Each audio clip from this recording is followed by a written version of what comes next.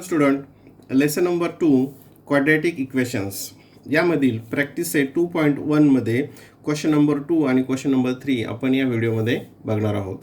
Question number 2, decide which of the following are quadratic equations. खालीलपैकी quadratic equations कोणते आहेत ते आपल्याला डिसाईड करायचं आहे. तर क्वाड्रॅटिक इक्वेशनचं स्टँडर्ड फॉर्म काय आहे, तर ax² plus bx plus c equals to 0 हा त्याचा स्टँडर्ड फॉर्म आहे, हे तुम्हाला माहिती आहे. मग याच्यामध्ये क्वाड्रॅटिक इक्वेशन होण्यासाठी काय कंडिशन असतात, दोन कंडिशन. पहिलं कंडिशन की याच्यामध्ये फक्त ओनली वन व्हेरिएबल, याच्यामध्ये काय पाहिजे, फक्त एकच व्हेरिएबल पाहिजे. आणि दुसरं कंडिशन काय आहे की त्याचा जो हायेस्ट इंडेक्स आहे, त्याचा हायेस्ट इंडेक्स काय आहे, 2 असला पाहिजे. त्याच्यामध्ये जे व्हेरिएबल्स असतील त्याचा हायेस्ट इंडेक्स 2, ह्या दोन कंडिशन जर ट्रू होत असतील तर मग ते क्वाड्रॅटिक इक्वेशन आहे असं आपण म्हणतो. मग आपण क्वेश्चन स्टार्ट करूयात. क्वेश्चन 1 बघा. Question 1, x² plus 5x minus 2 equals to 0. आता बघा याच्यामध्ये व्हेरिएबल किती व्हेरिएबल आहेत, एक्स एकच व्हेरिएबल आहे. ओके, आणि इंडेक्स हायेस्ट इंडेक्स किती आहे, 2. म्हणजे हे दोन्ही कंडिशन काय करतं, हे इक्वेशन ट्रू करतं, म्हणजेच हे क्वाड्रॅटिक इक्वेशन आहे. मग काय लिहिणार इथे statement, x is the only variable with highest index 2. X एकच व्हेरिएबल आहे आणि त्याचा हायेस्ट इंडेक्स 2 आहे. Therefore the given equation is quadratic equation.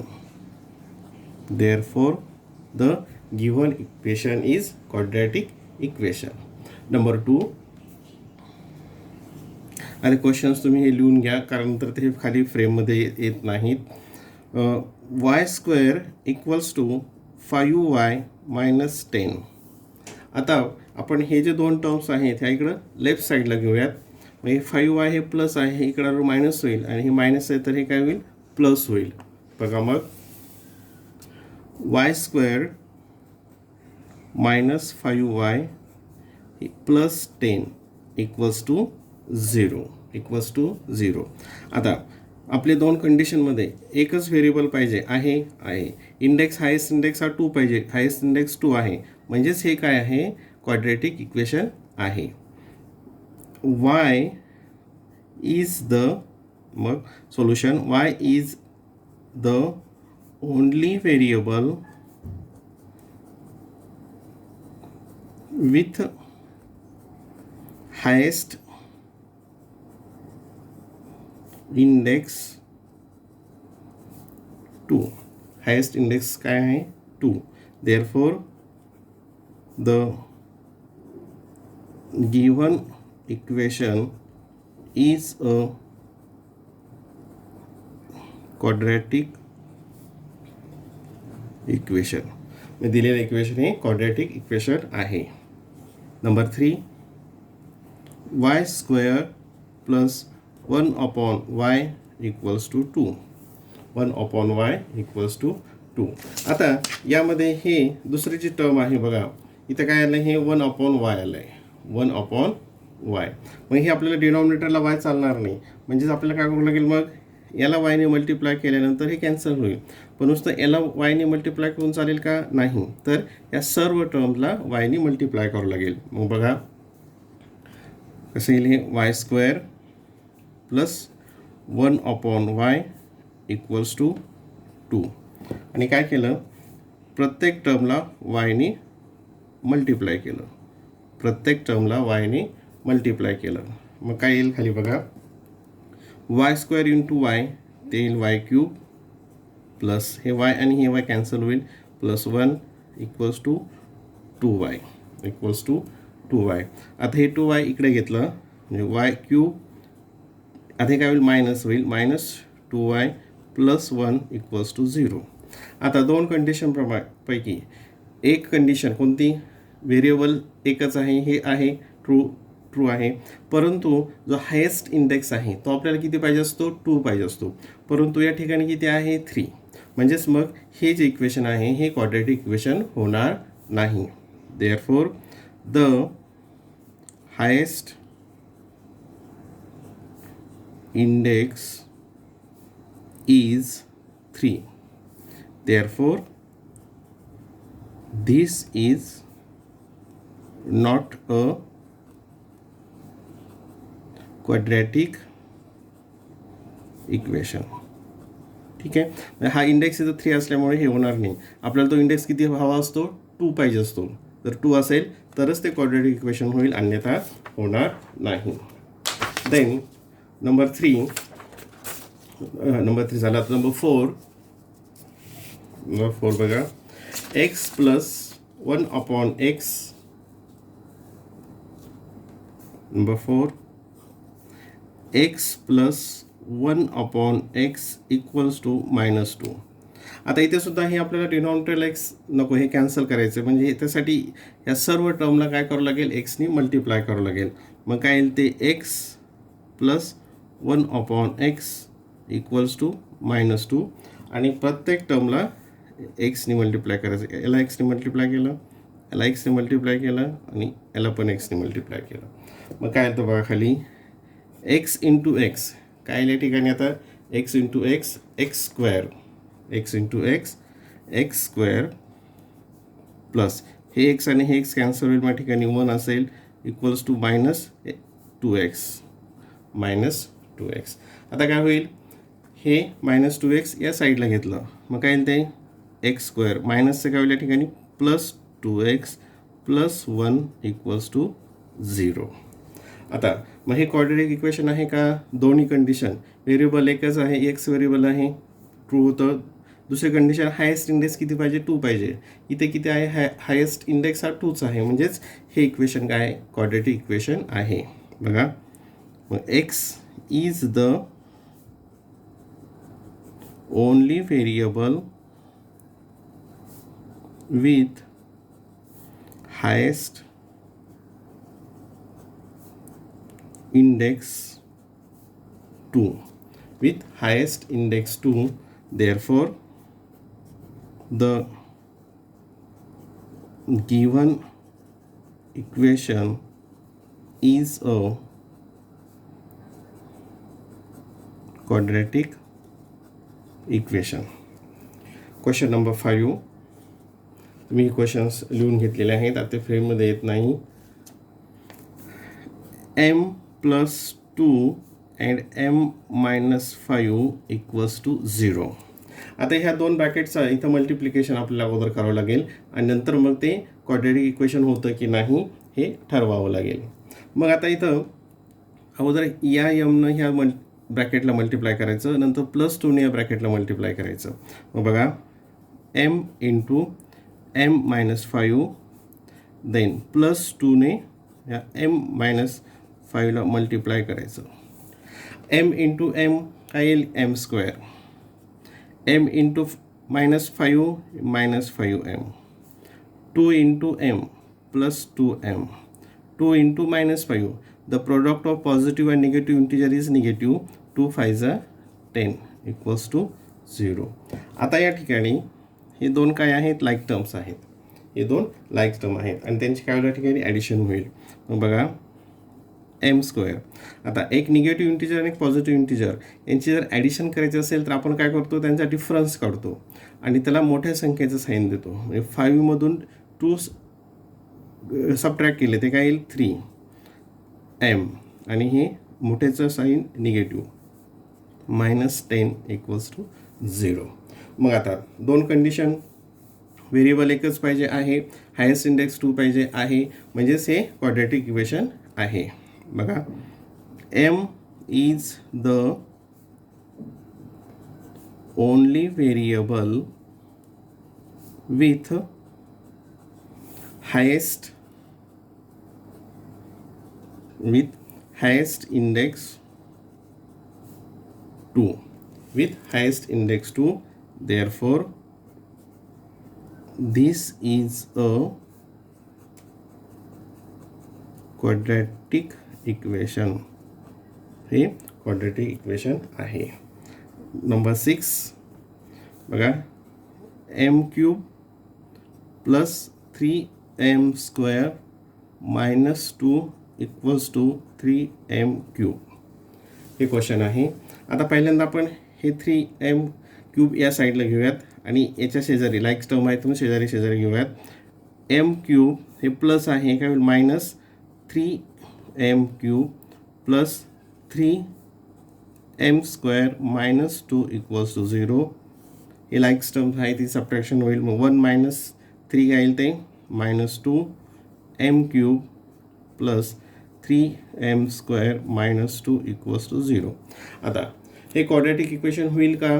पहिली कंडिशन व्हेरिएबल एकच आहे एकच, पण हायेस्ट इंडेक्स किती पाहिजे असतो आपल्याला 2. या ठिकाणी किती आहे? हायेस्ट इंडेक्स हा 3 आहे. किती आहे? 3. म्हणजे मग हे क्वाड्रॅटिक इक्वेशन होईल का? नाही. कारण काय?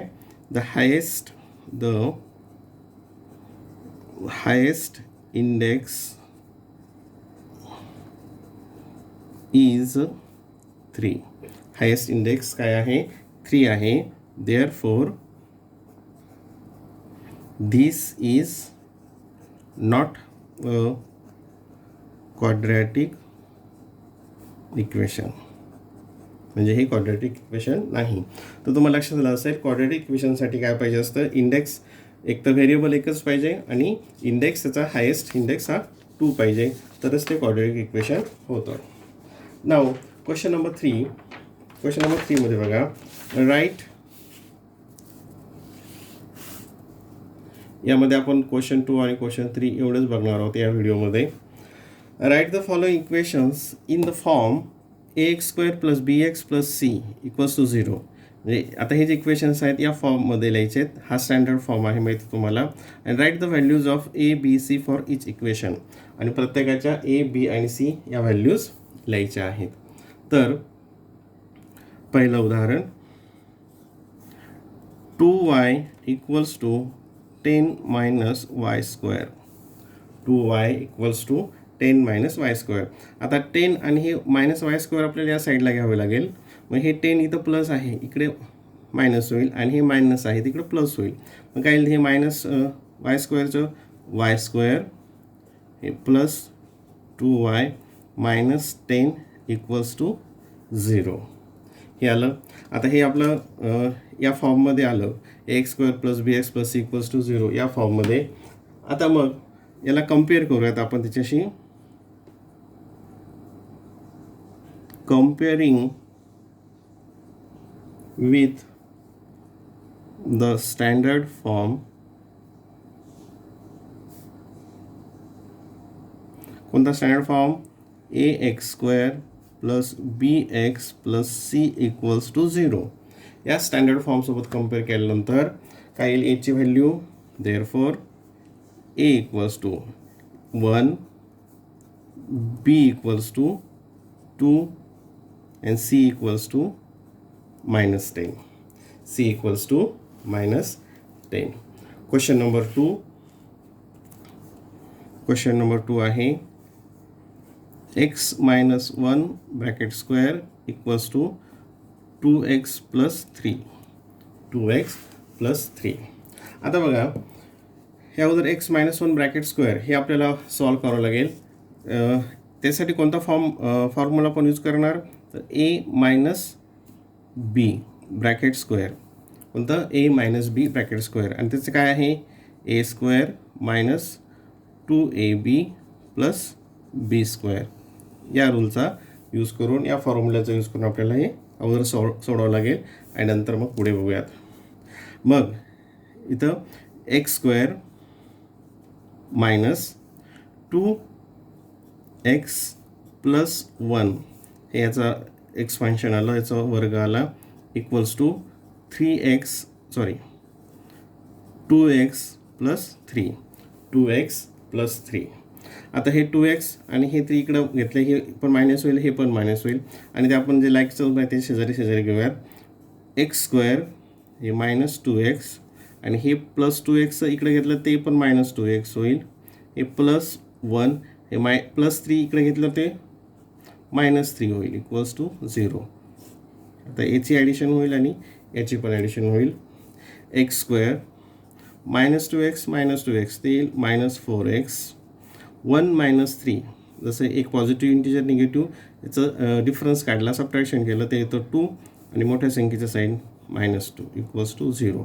आणि आता कोणासोबत कम्पेअर करायचं आहे, तर जो स्टँडर्ड फॉर्म आहे त्यासोबत. कम्पेअरिंग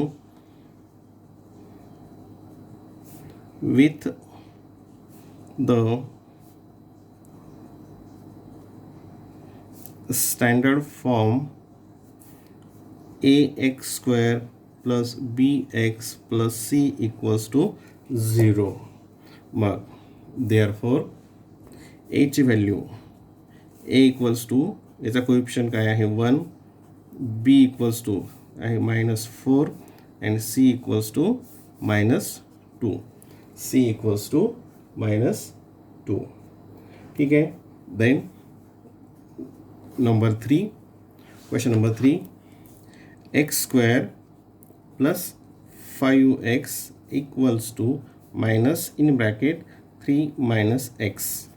आता बघा पहिल्यांदा हे जे ब्रॅकेट आहे हे असं इकडचं लिहिलं x square plus 5x equals to. जर ब्रॅकेटच्या बाहेर हे निगेटिव्ह साईन असेल तर आपण काय करतो, ब्रॅकेटमधले जे टर्म्स असतात त्यांचं साईन चेंज करतो. मग या ठिकाणी हे पॉझिटिव्ह आहे म्हणजे हे होईल निगेटिव्ह आणि हे निगेटिव्ह आहे हे होईल पॉझिटिव्ह. आता हे दोन्ही टर्म या साईडला घेऊयात. मग एक्स स्क्वेअर प्लस 5x हे एक्स शेजारी घेऊयात, हे प्लस आहे हे होईल -x, हे -3 आहे हे होईल +3 इक्वल्स टू 0. आता हे परत हे लाईक टर्म्स आहेत. मग एक्स स्क्वेअर 5x - x इथं याचा कोएफिशियंट काय असतो 1 असतो तुम्हाला माहिती आहे. मग 5 - 1 ते काय होईल 4x प्लस 3 इक्वल्स टू 0. आणि मग कम्पेअरिंग काय या ठिकाणी comparing with the standard form ax square plus bx plus c equals to 0. आता हे मी पूर्ण स्टेटमेंट काय लिहित नाही तर तुमच्या लक्षात आलेलंच आहे. ax स्क्वेअर म्हणजे काय येईल देअरफॉर a इक्वल्स टू याचा कोएफिशियंट काय आहे 1, b equals to 4 and c equals to 3. c equals to 3. ठीक आहे. देन क्वेश्चन नंबर याच्यातला 4th बघूयात आपण. क्वेश्चन नंबर 4, 3m स्क्वेअर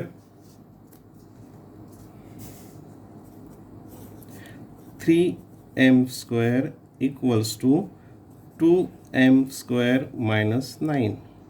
हे इकडं दोन्ही टर्म केलं हे मायनस होईल आणि हे प्लस होईल. तुमच्या माहिती आहे इक्वेशनमध्ये तुम्ही खूप वेळेस अभ्यासलेलं आहे. -2m स्क्वेअर आणि हे +9 इक्वल्स टू 0. आता 3m स्क्वेअर -2m स्क्वेअर या ठिकाणी काय मग फक्त m square plus 9 equals to 0 equals to 0. आता तुम्हाला माहीत आहे की एखाद्या इक्वेशनमध्ये आपण 0 ॲड केलं तरी काही फरक पडत नाही. आता 0 × x इक्वल्स टू काय होईल हे 0x म्हणजेच काय 0. 0x अर्थ काय होतो 0. मग आता हे 0x काय केलं आपण ॲड केलं इथे काय येईल ते मग इथं m आहे आपण 0m घेऊयात. 0m म्हणजेच काय 0. मग बघा m square plus 0m plus 9 equals to 0. मग आता याला कम्पेअर करायचं आहे. Comparing with the standard form कोणता ax square plus bx plus c equals to 0 या स्टँडर्ड फॉर्मसोबत कम्पेअर केलं तर बघा a equals to 1, b equals to 0 and c equals to 9. c equals to 9. Question number 5, p in bracket 3 plus 6p equals to -5 -5. अगोदर हे bracket solve करूयात. म्हणजे पीने आपल्याला ह्या दोन्ही टर्मला मल्टिप्लाय करावं लागेल. p into 3 3p plus p into 6p 6p p into p p square equals to -5. हे -5 इकडे घेतले आणि हे याच्या इंडेक्सच्या असेंडिंग ऑर्डरमध्ये घेऊयात. 6p square plus 3p plus 5 equals to 0. कारण हे मायनस इकडे येतो प्लस होईल. आता मग comparing with the standard form कोणता ax square plus bx plus c equals to 0. काय येईल मग? Therefore a equals to 6, b equals to 3 and c equals to 5. c equals to 5. And last question, x square minus 9 equals to 13. x square minus 9 equals to 30. हे minus 30 इकडे घेतलं ते minus होईल. x square minus 9 minus 13 equals to 0. मग x square minus हे किती येईल 22 equals to 0. वर बघितल्याप्रमाणे आता इथं मिडल टर्म नाही आहे. मग ते 0 इंटू एक्स म्हणजेच काय तर 0 म्हणजे 0x इक्वल्स टू 0. मग 0 आपण इकडे ॲड करूयात. काय येईल ते x square plus 0x minus 22 equals to 0. Comparing with the standard form हे तुम्हाला माहीत आहे ax square plus bx plus c equals to 0. आता मी इथं रेश मारली, परंतु तुम्ही तसं न करता ते पूर्ण स्टेटमेंट लिहा. देअरफॉर a इक्वल्स टू काय इथं कोएफिशियंट 1, b इक्वल्स टू काय कोएफिशियंट आहे 0 and c equals to -22. c equals to -22. आणि पुढील क्वेश्चन्स आपण पुढच्या व्हिडिओमध्ये बघूयात आणि त्याची लिंक खाली डिस्क्रिप्शन बॉक्समध्ये दिलेली आहे.